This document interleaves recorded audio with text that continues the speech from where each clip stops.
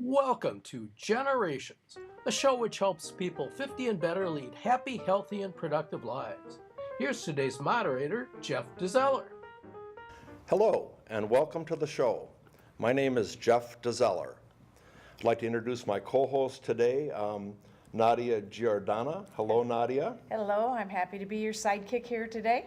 Glad to have you. And Gloria Van Demeltrot.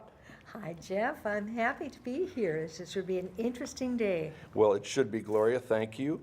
And Midge Bubany. Hi, Midge. How are you? Hi, Jeff. I'm delighted to be here today, and I'm excited to hear about our guest. Well, so am I. And speaking of our guest, he is Dan Wilcox. He's a close friend of mine. We worked together for many years. Dan is an accomplished aquatic biologist. He lives in outside of River Falls on a large farm that he owns with his wife Carol and his golden retriever Jack. Dan, welcome to the show. Thanks, Jeff. Good to see you again. You too. Dan, maybe to start off, if you could just give us a brief summary of your long and distinguished career, and then we can jump off from there into what you're doing in retirement. All right. I guess in my work and also in my play, I often feel like a kid in a mud puddle. I grew up in northeastern Ohio, east of Cleveland, spent a lot of time on Lake Erie, and I watched Lake Erie change as I grew up for the worse. And that inspired me to come to Wisconsin and study water resources, where I did that at University of Wisconsin at Stevens Point. After that, I worked for a private environmental consulting firm out of Pittsburgh.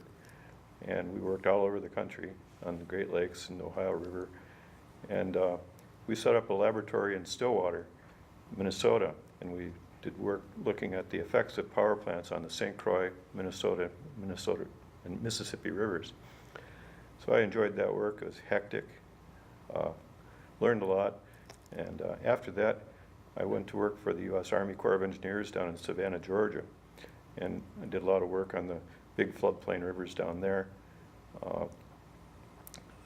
An opening came up with the Corps of Engineers back up in St. Paul, so I moved back to the upper Midwest. And that's where I worked with you, Jeff, for all those years.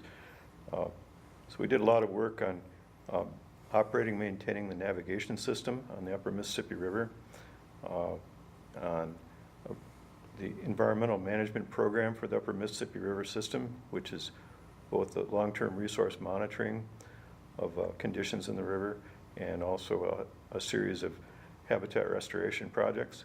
And both you and I worked on many of those. So that was a very rewarding bit of work. I worked as a project manager on a big effort to improve navigation safety and the embankments, Wisconsin embankments at Lock and Dam 3, just above Red Wing. Another ecosystem restoration project on the Minnesota River out west of Montevideo. Since I've retired, I continue to do volunteer work having to do with water resources in our area with the Kinnickinnick River Land Trust in River Falls and with the Untitled Chapter of Trout Unlimited. We have done a number of stream restoration projects in the area on trout streams. And then I work with the prairie enthusiasts to restore native prairie and oak savanna. So those are some of the things I've been doing more recently.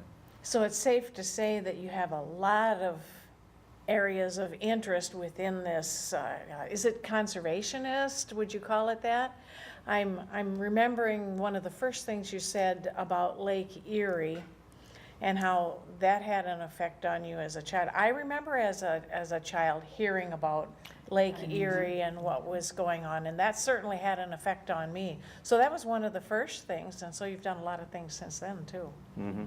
Yeah, I guess you'd call it conservation work and protection work and restoration work. So a lot of the projects that we do are really ecological restoration projects where we take a degraded bit of environment and try to make it better habitat for native life.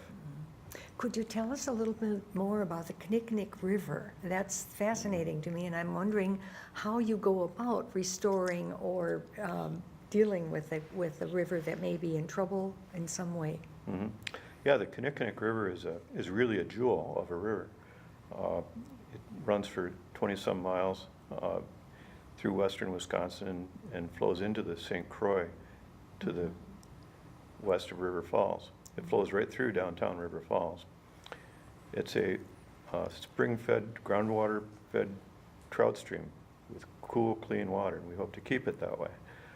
Much of the watershed is agricultural, and then there's the urban part around River Falls, and then it flows through just a beautiful canyon from River Falls down to the mouth of the St. Croix River, with a lot of interesting habitats with native goat prairies and eastern hardwoods and even some northern forest with Canada yew and big white pines, and so it's really a gorgeous river. What we've done in some places is to reestablish a narrower channel and a deeper channel and more rock and gravel substrate that the trout and mackerel invertebrates that they feed on need to have. And so there's been, over the years, quite a bit of effort made to restore and protect the Kinnickinnic River. Does that involve reconstruction when you say narrower channel? Does that involve some kind of reconstruction? Yes, it does. And in some places where the river has been grown in with box elder trees, and those trees prevent other vegetation from growing under them, and they tend to fall in the river and then make the banks unstable. We remove the box elder trees, and then the DNR crews come in and reestablish a more stable channel, bringing in rock, and then we put soil back and put down seed, and in some cases native prairie vegetation. Does that improve the habitat then for the fish? Yes, quite a bit. And on the upper Kinnickinnic River, there's a really high population of trout, and so it isn't a matter of increasing the numbers of trout so much as it is making better habitat and making the area more productive in terms of growth for fish, and you can get larger fish as a result. In other streams in the area where we've gone in and done some stream restoration projects, the trout populations have rebounded considerably, so that's been a very satisfying thing. Now, are the problems that with our waterways, are they human-made, or would you say some are natural, or is it a combination, or? Well, it's mostly human activity that degrades these aquatic environments. On the upper Kinnickinnic, there's a matter of groundwater withdrawals for agriculture in urban areas that in time may threaten the actual flow of the river. There's agricultural activities that result in discharge of, or the loading of sediment and nutrients, nitrogen and phosphorus, to the river. And the sediment clogs up the gravel and covers the habitat that the trout and other macroinvertebrates need. There's thermal effects too. For example, in the city of River Falls, all the impervious surfaces in the urban area, all the paved areas and rooftops and everything, get pretty warm in the summer, and when you get a summer thunderstorm event, you get all that hot water coming off the streets and into the storm drains and in directly into the river, giving it a shot of hot water, which is not good for the trout and the other macroinvertebrates that they rely on. So there's thermal effects there too.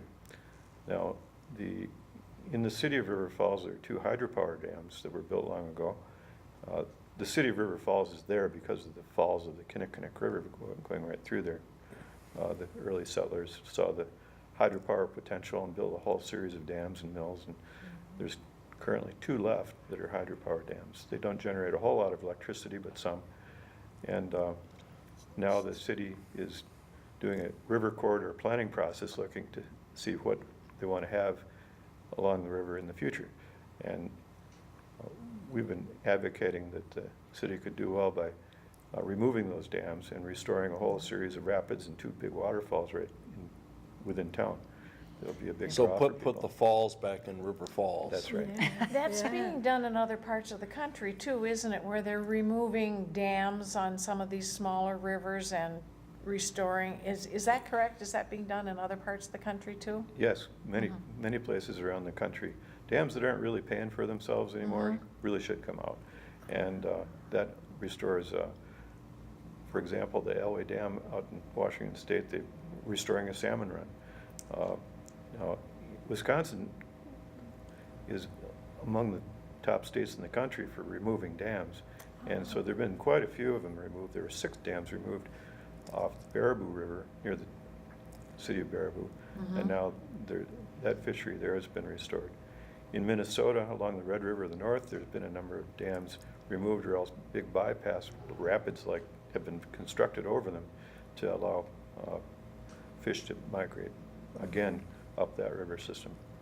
The Red River is one that floods badly.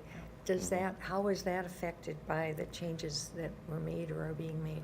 Well, I guess that you could say that at one time, the western Minnesota and much of eastern North Dakota was pockmarked with wetlands, those glacial prairie pothole type wetlands. And over the years, there's been a lot of agricultural drainage to enable row crops to be grown, and that accelerates the runoff into the Red River of the North, which flows north into frozen area. And so it's a real big problem up there. There's been a lot of effort made to reduce the flood risk and reduce damages from flooding. But in much of the western Minnesota and south central Minnesota, there's been so much agricultural drainage that the hydrology, that is the flow regime of these rivers, has changed a lot. And so we've got big pulses of runoff that come up much more quickly, and so the frequency and intensity of floods has increased over time. So back to the Kinney, you're involved in the Kinnickinnick River Land Trust, which I think is related to preserving the watershed so that the stream itself can show improvement. Can you go into that a little bit? Right. The Kinnickinnick River Land Trust was established, I think 1993.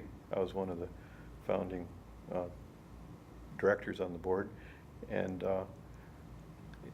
the Land Trust works with the community to protect the Kinnickinnick River and its watershed and its scenic beauty and health of the river. So to date, we've protected 2,800 acres of property in the watershed from further development through conservation easements and outright purchase. We've got 3 preserves owned by the Kinnickinnick River Land Trust, one way up in the headwaters, and one in the lower canyon, and then one along the upper Kinnickinnick River, north and east of River Falls, called the Kelly Creek Preserve.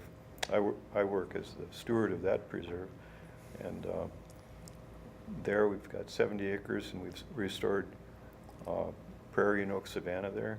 There's a beautiful spring coming out from under a limestone outcropping, and we use that quite a bit as an educational site for students of all ages to come out and learn about the watershed and the ecology of the river and groundwater and so I have a forth. question about watershed. I've heard that word all my life, and I know a little bit about that it's associated with rivers.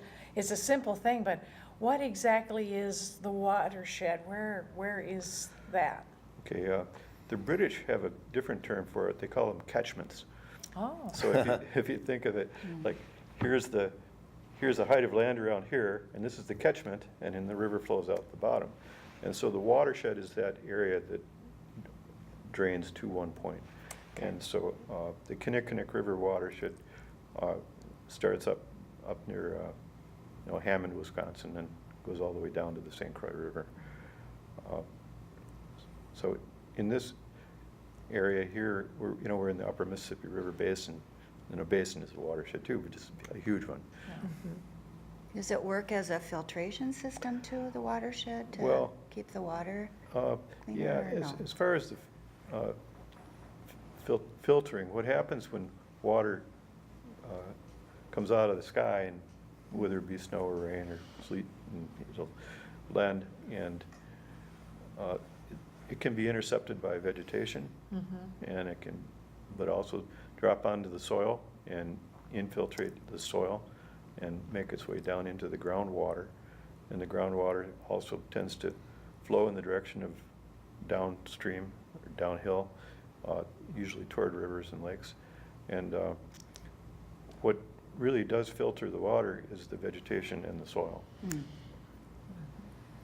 Yeah, because it could actually pick up impurities too, depending on Oh, proximity to farms and things. So you've got filtration as one aspect, but it could also bring in impurities, couldn't it? Yes, we have a legacy of excess phosphorus in the soil from agricultural activities, from farming, row crops, and also from grazing cattle and applying manure and fertilizers. So and phosphorus binds with fine soil particles, especially the clays. And so when we get intense rainfall events and we get soil mobilized through erosion, it usually carries a lot of phosphorus with it. And so that goes into lakes and streams and fuels the growth of algae, which Okay. you get a lot of nuisance algae blooms, which are actually pretty toxic to aquatic life, and some of them, and even dogs can die of drinking water with too much blue-green algae in it. I have heard of that, yeah. So there's also nitrogen that goes downstream. It's very soluble. It's mobilized readily by water, and so we get nitrogen coming off agricultural areas, and it flows all the way down the Mississippi and contributes to algal growth in the ocean. And so we've got that big dead zone by the mouth of the Mississippi, which is a result of nutrient loading mostly from the upper Midwest. And so that greatly diminishes the productivity of that very important fishery down in that area. So there have been, over the decades, there have been moves to reduce the amount of phosphate in detergents and in soaps and fertilizers, et cetera, but it would be your opinion that it still is a problem even after those efforts? Yes. About the time I came to Wisconsin to study water resources and go to college, there was a big scientific debate about what was the nutrient that might limit the growth of algae in fresh water. And a Canadian named Vollenweider demonstrated pretty conclusively by studying lakes all over the world that it is phosphorus. And so back then in the 1970s, the fledgling US EPA and the Lake Erie Basin states got together and reduced phosphorus loading to Lake Erie. And they imposed a phosphorus detergent ban that the soap and detergent industry fought, but they still got that put in place. And they improved phosphorus removal at sewage treatment plants. And they did quite a bit, especially in the Maumee River Basin in northwestern Ohio, to reduce erosion and phosphorus loading from agricultural land. Well, all that worked, and Lake Erie changed a lot. It became clear again. The mayflies and yellow perch and walleyes rebounded, and property values along the lake went way up again. Good to go swimming on the beaches again. And so that was one of the bigger freshwater ecosystem restoration success stories. But there's been some backsliding since, and again we're having some pretty big algae blooms on Lake Erie. Mostly because of the high price of corn about 5 years ago, caused a lot of land to go back into row crop production and making more erosion and more phosphorus loading from that. What would be your biggest concern or push now? I mean, to continue to push back on phosphorus, for like, if we wanted to help by writing our Congress, what would be the best way we could direct our efforts? Well, you can write to Congress to try to uphold the Clean Water Act and have the federal government provide the wherewithal or funding for states to effectively implement the Clean Water Act. You can do things locally at home by not letting your grass clippings, flow down the storm drains. That's a big source of phosphorus loading. Don't use phosphorus detergent. Most detergents no longer have phosphorus in them, but don't use phosphorus fertilizers on your lawn. Most soil around here doesn't need it, and so those are some of the things you can do. I guess that right now I'm a bit concerned that there seems to be a lack of concern on the part of the current federal administration about natural resources generally, and so I think that whatever you can do to encourage through your elected representatives to protect the environment, that would be a good thing. I find it very interesting and certainly commendable that you have continued the career that you worked in, water. You're now doing it as a volunteer. Is that a common thing? Do you know many others who've done that? Yes, I do.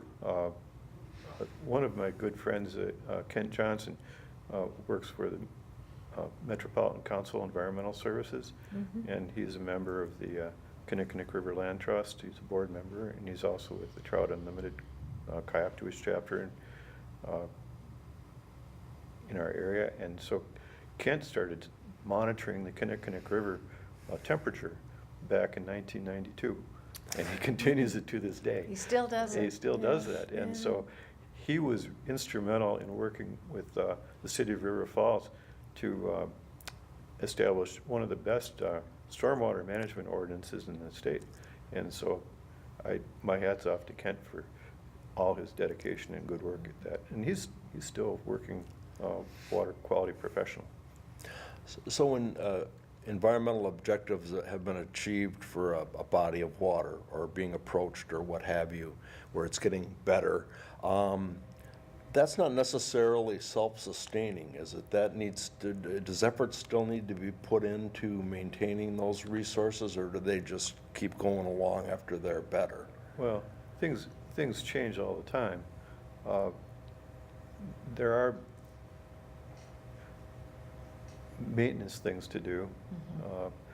For example, I was a manager for a trout stream project on the Upper Trimble River near my home, just outside of Ellsworth, Wisconsin. And we stabilized and restored about a mile of stream over the course of 3 years with a lot of volunteer effort. Many folks from the Trout Unlimited chapter and Fairmont Minerals, and quite a few different partners in that effort. And we had help from the Fish and Wildlife Service and the DNR in planting prairie grasses, native vegetation along the banks when we're all done. So that's going to, and it's a really pretty stream now. Nice place to fish, and it went from almost zero trout to thousands per mile. And so that's going to, it takes maintenance to keep all the box elder trees and brush from growing in thick again and causing problems with banks. So yeah, one of the hard things to do with any restoration projects is to keep an eye on it and to monitor its condition and to take corrective action as necessary, to remove invasive species and so forth. And of course, fishing is a big sport in both states, Minnesota and Wisconsin. But I hear about trout fishing a lot more in Wisconsin. Is there a reason for that? Probably because there's more miles of trout stream. So it's just more streams? Right, but no, southeastern Minnesota has a lot of trout streams too. And some of them are just beautiful streams, and so I like to go over there too. You're a fisherman as well? Yes, of course, yeah.